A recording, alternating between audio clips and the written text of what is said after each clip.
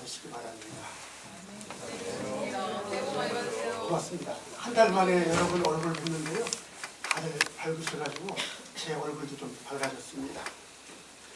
영어로는 얼굴이 페이스라고 하는데 페이스는 껍데기, 표정 이런 뜻밖에 없습니다. 그런데 우리말의 얼굴은 뜻이 굉장히 깊어요. 종교적입니다. 인간의 얼이 담긴 동굴이라 골짜기라 이게 우리 얼굴이라고 합니다. 아무튼 2019년 우리 모두 하나님의 얼을 우리 얼굴에 담는 그런 축복을 받으시기 바랍니다. 우리 한국 사람들이 새해만 되면 하는 게 있죠. 뭘 본다고 그러죠? 네? 토종 비결. 예, 토종 비결도 보고 운세도 보고 점도 보고 그렇습니다. 오늘은 좀 딱딱한 이야기 좀 벗어나서 올 한 해 좀 재미있는 좀 이야기 하려고 합니다. 제가 여러분의 운세를 봐드리겠습니다. 관상을 좀 보려고 해요. 용하게 맞으시면 독채를 주시고 오늘날 게 아니라 한 해 동안 주님의 말씀대로 잘 살아서 우리 얼굴에 기쁨과 생명이 충만하면 내년 이맘때는 저에게 복채를 좀 수석해 주시기 바랍니다. 우리 천호동 로데오 거리 지나가면요 저녁 6시부터 12시까지 이렇게 비닐으로 천막을 치고 타로점을 보는 사람, 관상 보는 사람, 손금 보는 사람이 있는데 아저씨들, 아가씨들 줄줄이 줄을 서가지고요 성업을 합니다. 야, 나 저거 좀 배워놨으면 지금보다 잘 텐데 그런 생각이었어요. 마침 제가 목회하던 천호동 교회가 율락 한복판에 있었고 우리 교회 뒤로는 30집이 다 보살집, 무당집, 역술인집이라 얼마든지 제가 배울 기회가 있었는데 그런 걸 못했습니다. 목사가 관상을 본다는 것이 좀 이상하지만은 그래도 한국 땅에 사는 목사로서 신터부리 차원에서 한번 여러분하고 두런두런 이야기를 좀 나누려고 해요. 요즘 제가 민속이나 민간 문화에 관심이 있어서 책방을 다니다 보니까 신학책만큼이나 점술책, 타로책, 관상 이런 책들이 많았습니다. 그것 중에서도 좀 관광을 추리는 데만 해도 시간이 많이 걸렸어요. 자세한 것 빼고 본론적인 이야기 시작하겠습니다. 모든 정복들이 그렇듯이 관상의 기원도 주역에 있다 그럽니다. 동시대에 숙복이라고 하는 학자가 오늘날과 비슷한 그런 관상학의 체계를 세웠다고 합니다. 언제부터 우리나라가 관상을 받느냐? 1400년 전에 신라시대 선덕여왕 때 당나라에 유학 갔다 온 승려들이 당나라에서 점을 배워가지고 관상을 배워가지고 우리나라에 왔다 그래요. 그래서 이 승려들이 지나가다가 사람 운명을 관상을 보고 판단해 줬다고 합니다. 우리 민담이나 설화에 보면은 중이 지나가다가 어떤 사람을 보고 큰 인물이 될 거라 하는 그런 얘기가 많은데 바로 거기에서 연유한 것이라고 합니다. 삼국지에 보면 조조가 20살이 되었을 때 허대라고 하는 유명한 관상장이가 지나가다가 조조를 봤어요. 그러더니 이 사람은 난세에는 간웅이고 간사한 영웅이고 치세에는 아주 훌륭한 신하가 된다 그랬는데 실제로 조조는 그런 사람으로 삼국지에 그려져 있습니다. 또 우리 동양에 유명한 관상 이야기가 있죠. 한나라 고조 유방의 이야기입니다. 유방은 젊어서 아주 방탕한 사람이었습니다. 놀고 먹는 망난이었어요. 다 우리말로 말하면 개차반이었어요. 그런데 어느 날 관상장이 여씨가 지나가다가 이 유방을 보고 이렇게 말했습니다. 코가 우뚝하고 용안에 달과 해가 드러났으니 왕이 될 것이다. 그러더니 정말로 훗날 초의 항구를 꺾고 중국을 제패했습니다. 그래서 저도 거울을 봤더니 코가 얄팍해서 저는 뭐 틀린 것 같아요. 관상을 포함해서 사람에게 나타나는 천체상을 인상이라 이렇게 이야기하는데 인상은 지문과도 같다고 합니다. 사주팔자에 따르면 태어난 때가 그 사람의 운명을 결정한다고 해요. 그렇다면 이론상으로는 한날 한시에 태어난 사람은 같은 운명을 타고났을 텐데 사는 거 보면 다 다릅니다. 왜 그런가? 관상에서는 이렇게 이야기를 해요. 한날 한시에 태어났어도 저마다 다른 인상을 가지고 있기 때문에 다른 인생을 살게 된다. 그래서 저 책을 보면서 관상을 어떻게 보나 봤더니요, 너무 복잡해가지고 알 수가 없습니다. 뭐 얼굴을 상중하로 나누고 골격을 세 형태로 나누고 눈의 위치, 수학 공식보다 더 복잡합니다. 이런 거 빼고 관상의 철학을 좀 말씀드리겠습니다. 이런 내용이에요. 관상학은 우리가 생각하듯이 운명과는 관계가 없다. 이용원 씨라고 하는 분은 이렇게 말을 합니다. 관상은 정해진 것이 아니다. 살아가는 동안 만들어가는 것이다. 봐라, 어린아이들은 모두가 예쁘고 천진하지 않느냐. 여기 이용원 씨가 우리 목사들보다 나아요. 훨씬 나아요. 또 관상학도 잘못될 수가 있는데 관상을 운명으로 하는 것, 그리고 관상을 통해서 남에게 의지하는 삶을 사는 것, 이것은 잘못된 것이다. 이렇게 얘기를 합니다. 좀 죄송합니다. 칼빈보다도 난 것 같아요. 장로교는 우리가 성경권에 빠질 위험이 있는데 이분은 또 안 그러거든요. 이용훈 씨는 관상에는 두 기본 요소가 있다. 선천적인 요소와 후천적인 요소가 있는데 이 둘의 배합에 따라 좋은 관상, 나쁜 관상이 형성되는 것이다. 다시 말하면 우리가 후천적으로 열심히 노력을 하면 선천적인 관상이 변해서 우리가 좋은 인생을 산다, 이 말입니다. 그래서 이번에 관상학의 철학을 이룬 것입니다. 관상이라고 하는 것은 자기 수양에 있다. 관상이라고 하는 것은 자기가 주인이 되어 사는 삶에 있다. 이렇게 전해주고 있습니다. 저는 이분의 관상학 이론이 굉장히 우리 성서적하고 통하는 것 같아가지고 마음에 들었습니다. 인간은 누구나 타고나는 것이 있습니다. 그게 개성이죠. 본성이죠. 이거는 현실적으로 맞아요. 내가 낳은 두 아들인데도 이게 전혀 인간이 다른 거예요. 이렇게 타고난 게 뭐 있다. 하나님의 섭리인지 유전자의 조작인지는 모르지만 있습니다. 이 개성과 본성을 잘 살려서 창조적으로 인생을 겪어가면 우리의 모든 모습은 다 아름다운 것이다. 이런 얘기겠죠. 그러므로 관상은 얼굴 생김새를 다루는 것이 아니라 그 사람의 타고난 아름다운 개성과 그것을 살려내서 인생을 충만하게 발휘하는 것, 이게 관상이다. 이렇게 말해주고 있습니다. 이렇게 볼 때 관상은 결코 운명론이나 숙명론은 아닌 것 같다 하는 그런 생각도 해봅니다. 그렇지만 우리 현실을 한번 보시기 바랍니다. 우리 문화에서 이 관상이 여러모로 잘못 쓰여지고 있는 것 확인할 수가 있습니다.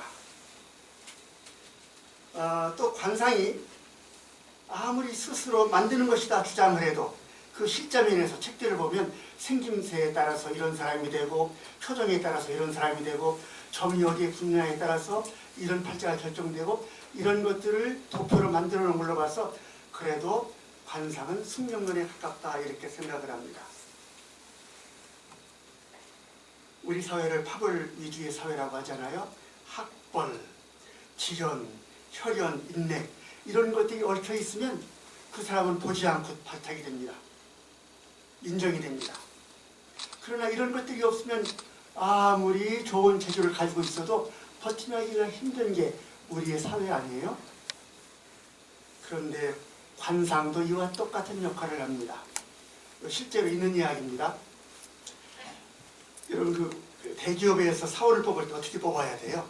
실력 있는 사람, 창의적인 사람 이런 거를 판단해야 되는데요. 대기업의 인사과장이 지원자들 이렇게 사진을 모아가지고 관상장님한테 갖다 줍니다. 그러면 두 배수로 찍어요. 이놈. 관상장이가 찍어놓은 그 사람을 가지고 면접을 하는 것. 이것이 우리나라의 현실 문화입니다. 그렇기 때문에 실제로 정말 능력 있는 사람들은 관상이 나빠서 떨어지고 시원찮은 사람은 어떻게 돼가지고 우리 사회를 이끌어가는 거예요. 이렇게 되니까 어떻게 됐습니까?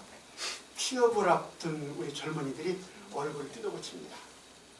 눈이 쭉 올라가면 사납다고 해서 깎아내요. 또 입이 좀 적은 사람은 복이 없다고 그래야죠. 입을 좀 찢어요. 눈썹도 지키고 뭐 점도 찍고. 그리고 또 우리 한국이라고 하는 게 아직까지도 성적으로 성숙해서 사울을 뽑을 때는 이쁜 여성을 뽑거든요. 그러니까 여자들은 다 코성형하고 뭐 그런 것들이 있습니다. 저도 좀 설명을 하려고 했어요. 여기에 점이 하나 있거든요. 뭐 괜찮은데 면도를 하면 자꾸 걸려서 피가 나요. 그래서 빼려고 마음먹었는데 레이저로 관상책을 딱 보니까 여기에 붙어있는 점은 복점이다. 합점이다. 그래가지고 안 뺐습니다. 면도를 줬습니다. 여러분, 관상이 타고나는 것이라면 그걸 고친다고 운세가 달라질 수 있겠습니까? 논리적으로 생각해 보자고요. 거꾸로 관상이란 스스로 만들어가는 것이라면 왜 그걸 뜯어 고치고 또 그 뜯어 고친 사람들을 채용하는 것입니까? 저는 그렇기 때문에 관상 자체가 좋고 나쁘고 하는 그런 문제보다는 이것이 우리 사회의 기강과 풍조를 저급하게 만들고 병리적으로 만들기 때문에 관상은 반사회적이다 이렇게 생각을 하는 것입니다. 아무튼 이런 관상이라고 하는 것이 이 사회의 모든 삶 속에서 인간의 관계와 사람의 평가에 큰 영향을 끼치고 그릇된 결과들을 만들어내고 있는 거예요. 우리는 그런 일이 없지만 우리의 문화 풍토가 그렇습니다. 그래서 우리의 의식과 사회가 늘 합리적으로 진보해가지 않고 비합리적인 정체 상태에 머물고 마는 것입니다. 이게 이 관상문화, 사주팔자 문화를 뜯어고치는 것, 이건 우리 한국결의 진보와 뗄 수 없는 관계에 있습니다. 여러분, 참으로 우리는 관상이 아니라 그 사람 안에 있는 중심을 볼 수 있어야겠습니다. 얼굴의 겉모습이 아니라 눈썹의 모습이 아니라 얼굴에 나타난 그 얼을 볼 줄 아는 그런 결의가 되어야 하겠습니다. 보세요. 어느 날 사무엘도 관상을 잘못 보다가 큰일 날 뻔했습니다. 사울왕이 시원찮으니까 이제 새롭게 왕을 뽑으려고 이새의 집에 갔잖아요. 이새의 아들들이 쭉 지나가는데 사무엘이 보니까 다 깨끗하고 잘생기고 훤칠해요. 그때마다 기름을 부으려고 합니다. 그때마다 하나님이 막으셔요. 그리고 나중에는 제일 얼굴도 빨갛고 조그맣고 못생긴 다윗에게 기름을 붓게 합니다. 그러면서 우리 주 야훼께서 뭐라고 하셨어요? 너 사람은 겉모습을 보지만 나 야훼는 중심을 본다. 속을 본다. 내면을 본다. 얼을 본다. 바로 주님의 이 말씀을 우리 자신도 그렇고 우리 결의가 깊이 새겨야 할 때가 아닌가 생각합니다. 이제 관상과 관련해서 성서적인 관상을 좀 봐드리려고 합니다. 우리에게서 풍겨나는 느낌, 얼굴에 나타난 그 사람의 됨됨이, 이것은 분명 있는 것 같아요. 저도 일주일에 한 2번 정도는 거울을 보거든요. 제 관상을 보려고 그러는 게 아니라 내 얼굴에 분노가 서렸나, 짜증이 서렸나, 뭐 이렇게 좀 밝은 얼굴을 해야 좋잖아요. 그래서 얼굴을 보는데 가끔 얼굴이 좀 이렇게 변할 때마다 기도를 열심히 합니다. 하나님은 우리 모두를 심지어는 일란성 쌍둥이까지도 다른 모습으로 지어줬어요. 그리고 또 우리의 희노애락, 건강상태 이런 것들이 얼굴의 표정으로 나타납니다. 그래서 눈으로 대화하기도 하고 표정으로 의사소통을 하기도 합니다. 우리의 얼굴은 단지 모습일 뿐만 아니라 표정이고 대화이고 느낌입니다. 이런 뜻에서 관상이라고 하는 것, 얼굴에서 나오는 풍김새라고 하는 것은 의미가 있습니다. 우리는 늘 좋은 관상을 드러내도록 건강하게, 선하게, 힘차게 생활해야겠습니다. 그렇지만은 타고난 얼굴 생김새에 따라 운세가 바뀌고 인생의 운명이 결정되는 그런 관상은 우리에게는 없어요. 실제로 인류 사회에 없습니다. 그것은 창조주 하나님을 거부하는 세속적인 세계의 문화입니다. 관상은 우리 자신의 존재를 드러낼 뿐 아니라 성서적으로는 더 본질적인 차원 하나님의 형상과 관계된 것입니다. 하나님의 거룩한 형상이 우리 얼굴에 나타나고 이루어지는 것, 이것이 우리 그리스도교인의 관상입니다. 바로 이런 점에서 저나 여러분이나 정말 천하에 하나밖에 없는 그 좋은 상을 타고났다, 이렇게 생각하는 것이죠.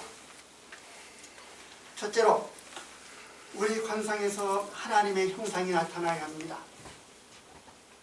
우리 그런 이야기가 창세기에 있잖아요. 야곱이 그의 형 에서를 보고 감격해서 이런 말을 합니다.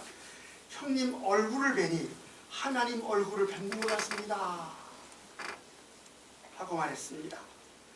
결코 놀라운 말이 아닙니다. 하나님께서 우리들을 자신의 형상대로 지으셨기 때문에 사람의 얼굴에서 하나님의 상이 맺히는 것은 너무나 당연한 일인 것이죠. 오늘은 애기들이 안 보이는데요. 애기들을 한번 보시기 바랍니다. 애기 지 모습이 있어요.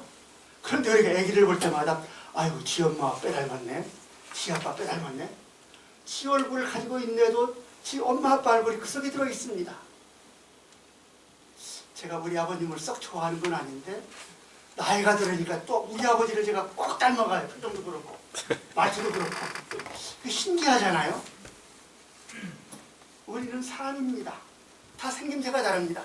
그럼에도 불구하고 내 개성 속에, 내 얼굴 속에 하나님이 담겨 있다고 하는 것, 이것을 아기들이 가르쳐주는 것이죠. 그러면 언제 하나님의 형상이 나타납니까? 어떻게 에서의 관상에서 하나님의 형상이 맺혔습니까? 저는 늘 성경을 뒤집어 읽는데 창세기 이야기를 야곱이 아니라 에서 중심으로 읽어요. 여러분 잘 아시는 대로 에서보다 야곱이 더 얌체 같은 사람이에요. 사기꾼 같은 사람이에요.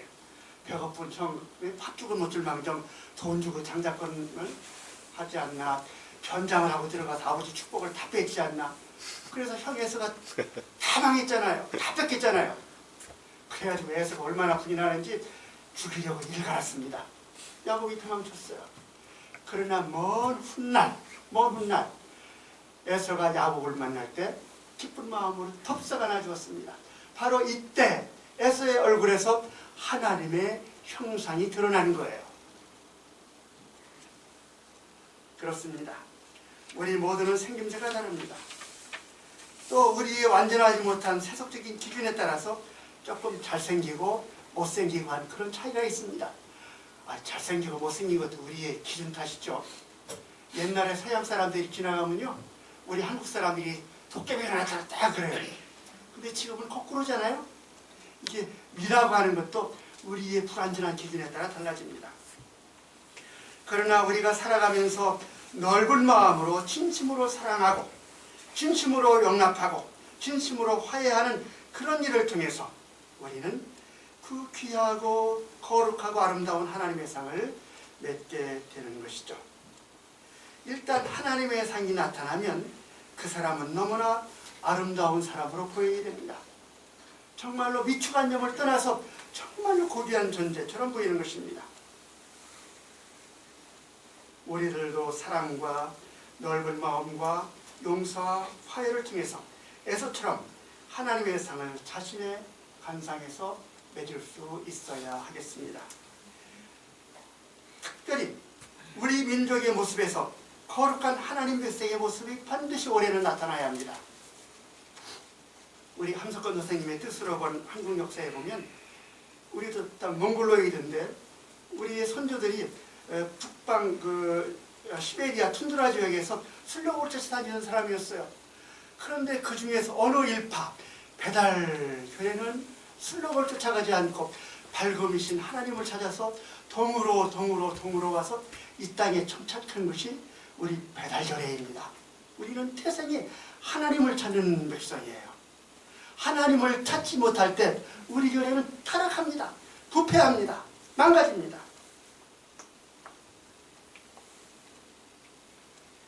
이제 에서처럼 마음의 문을 넓게 열어서 꽁꽁 막힌 북한 형제를 기쁨으로 맞이해야 되겠습니다. 우리 남쪽도 이제는 경제가 어렵습니다. 그러나 콩 반쪽도 나누어 먹는다고 가난할 때 나누는 삶을 살기가 더 어렵습니다. 더 쉽습니다. 가난할 때 나누는 것이. 또 가난한 중에 나눌 때 그것이 서로 감동을 주고 정을 두텁게 합니다. 우리 지역 간의 감정과 대립도 용서하고 허물어야 합니다. 기득권 내려놔야 합니다. 또 우리 사회 안에 있는 계층 간의 불균형, 균형을 맞춰야 합니다. 서로 하나 돼서 어울리며 균등하게 살아야 합니다. 이때 에서의 얼굴에서 하나님 상이 맺히듯이, 우리 한 사람 한 사람 얼굴에서 하나님 형상이 맺히듯이 우리 교회의 역사 안에서도 하나님의 역사가 맺히게 될 것입니다. 둘째로는요, 관상은 볼 줄 아는 능력도 중요합니다. 우리도 이웃의 얼굴에서 하나님의 형상을 볼 줄 아는 힘을 길러야 합니다. 사무엘은 겉모습만 보다가 엉뚱한 사람을 왕으로 세울 뻔했습니다. 예수님의 고향 사람들은 시골뜨기 예수님의 추레한 모습만 보고 저거 목수의 아들 아니냐 하면서 우습게 알았습니다. 그러나 하나님의 사람 세례자 요한을 보십시오. 자기에게 걸어오는 시골 사람 예수를 보고 외쳤습니다. 보라! 하나님의 어린 양을 보라! 예수께서 십자가에 달려 돌아가시는 그 초라한 순간에 한 이방 백부장은 십자가에 달린 예수를 보고 고백했습니다. 진실로 하나님의 아들이구나. 우리도 그 시골뜨기의 모습에서 하나님의 형상을 볼 줄 아는 그런 능력이 있어야겠습니다. 위선죄라고 예수님이 책망하신 바리새인들, 율법학자들은 어땠습니까? 그들은 사람에게서 그 귀한 하나님의 형상을 볼 줄 몰랐습니다. 겉모양, 그야말로 관상만 보았습니다. 가난한 모습이라서, 비천한 모습이라서, 죄된 모습이라서, 병든 모습이라서 성전에 출입할 수가 없으면 저것들은 하나님의 백성이 아니다 하면서 동족에서 끊어냈습니다. 그래서 수많은 고난받는 동족들이 하나님으로부터도 버림받는 절망 속에 산 것입니다. 그러나 우리 주 예수님은 어땠습니까? 또 어떨 때 우리들은 마주치는 이웃에게서 하나님의 형상을 볼 수가 있습니까? 함께 웃고 울고 하는 마음의 능력이 있을 때 할 수 있습니다. 내가 아플 때 같이 아프고, 내가 굶주릴 때 같이 굶주리고, 내가 기쁠 때 나도 어깨춤을 출 줄 아는 그런 사랑의 능력을 회복할 때 우리는 이웃에게서 하나님의 상을 보게 되는 것이죠. 우리 예수님은 굶주린 무리들을 보시면 불쌍히 여기는 마음이 불타오르셨습니다. 아들을 잃고 오는 과부의 모습을 보시고는 똑같이 굿을 피우셨습니다. 우리 주님은 길 가다가 손가락질 받는 세리들이 밥 먹고 노는 모습을 보시면 같이 흥겹게 어울려 놓으셨습니다. 바로 이런 함께하는 마음의 능력을 가지면 우리는 육안으로는 하찮게 보이는 존재에게서도 틀림없이 하나님의 형상을 보게 될 것입니다. 그리고 우리들이 그런 귀한 하나님의 모습을 상대방에서 보아주고 찾아줄 때 그 고난받는 이웃은, 병든 이웃은, 절망 속에 있는 이웃은 치유됩니다. 생명으로 살아나게 됩니다. 마지막입니다. 관상은 단순히 얼굴의 형태가 아닙니다. 관상은 마음과 삶이 드러나는 것입니다. 말 그대로 우리 얼굴과 삶이 담긴 골짜기, 동굴이 우리 얼굴입니다. 그러므로 좋은 관상은 우리들의 선한 뜻, 새로운 삶, 건강한 삶을 통해서 형성되는 것이죠. 그리고 이런 때만이 우리 모두가 잘생기고 멋지고 좋은 느낌을 주는 외모를 갖게 됩니다. 그러므로 이제 우리의 지금 겉모습 때문에 우리는 염려하지 말아야 합니다. 사도 바울은 오늘 하늘나라 관상을 배우는 우리에게 이렇게 선언하고 있습니다. 그러므로 우리는 이제부터는 아무도 육신의 잣대로 알려고 하지 않습니다. 전에는 우리가 육신의 잣대로 그리스도를 알았지만은 이제는 그렇지 않습니다. 누구든지 그리스도 안에 있으면 그는 새로운 피조물입니다. 옛것은 지나갔습니다. 보십시오, 새것이 되었습니다. 신체의 세계는 육신의 할례가 하나님의 백성이라고 하는 진정한 증거가 되는 것 아닙니다. 참으로 심령이 새로워지는 마음의 할례만이 우리가 참 하나님의 백성이라고 하는 표지입니다. 돌판에 새긴 계명이 우리에게 생명의 길을 보장해 주는 것 아닙니다. 우리의 마음판에 새긴 그 계명이 우리에게 생명길을 가게 하고 그 생명을 이루어줍니다. 우리의 겉모습 관상이 우리의 삶을 자라게 하지 않습니다. 육신의 잣대로 되는 그 관상과 삶이 우리를 그릇되게 합니다. 그러므로 이제 2019년을 맞으며 우리는 또 우리 교회는 아무런 영혼도 그 어떤 능력도 가져다 주지 못하는 겉모습, 관상, 생김새 따위에 의지하는 삶이나 가치관이나 이런 문화를 청산해 버리십시다.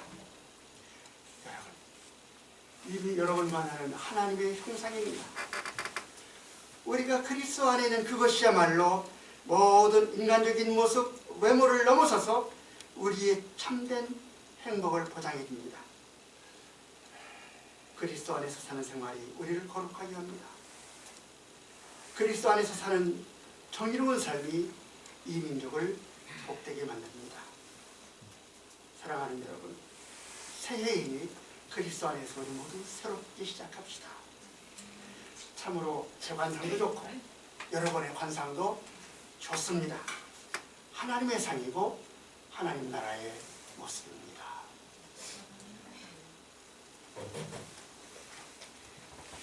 주 하나님, 새해를 시작합니다. 올 한 해 동안 우리의 얼굴에서 하나님의 삶이 비치도록 노력하게 도와주시옵소서.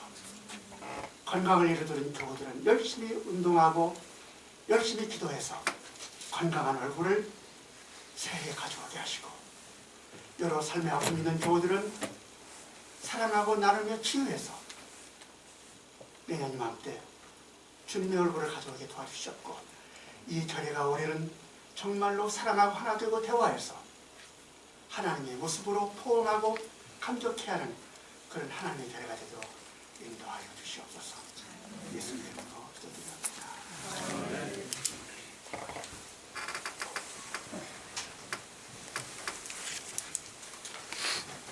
목사님 말씀